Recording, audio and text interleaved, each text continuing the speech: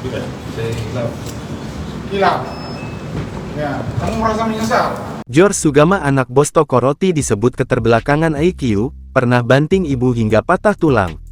Anak bos toko roti, George Sugama Halim, disebut merupakan pria dengan keterbelakangan kecerdasan intelektual IQ dan kecerdasan emosional EQ.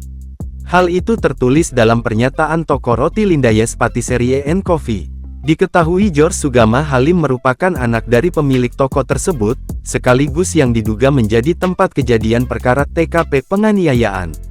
Melalui unggahan di akun Instagram @Lindayes Patisserie and Coffee, pihak Lindayes meminta maaf atas kejadian yang dilakukan oleh George, di mana George telah menganiaya dan melukai pegawai toko roti tersebut, yakni perempuan berinisial D19.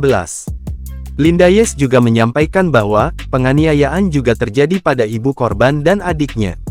Bahkan ibu korban disinyalir pernah dibanting George hingga dirinya mengalami patah tulang lengan dan memar. Perlu digarisbawahi bahwa George Sugama Halim tidak memiliki jabatan atau posisi apapun dalam usaha Lindayes yang berada di Cakung. Beliau merupakan anak pemilik namun memiliki keterbelakangan kecerdasan IQ dan EQ yang sudah pernah dites. Kami tahu penjelasan ini tidak memuaskan semua pihak, namun kami berkomitmen untuk bisa membantu penyelidikan yang telah dilakukan oleh pihak kepolisian, bunyi pernyataan Lindayes lainnya. George Sugama Halim ditangkap di sebuah kamar hotel wilayah Sukabumi, Jawa Barat, Minggu tanggal 15 Desember tahun 2024 malam. Saat penangkapan tampak George terpotret tersenyum. Dirinya ditangkap oleh Aibtu Zakaria alias Jacqueline Chopper bersama anggota kepolisian lainnya.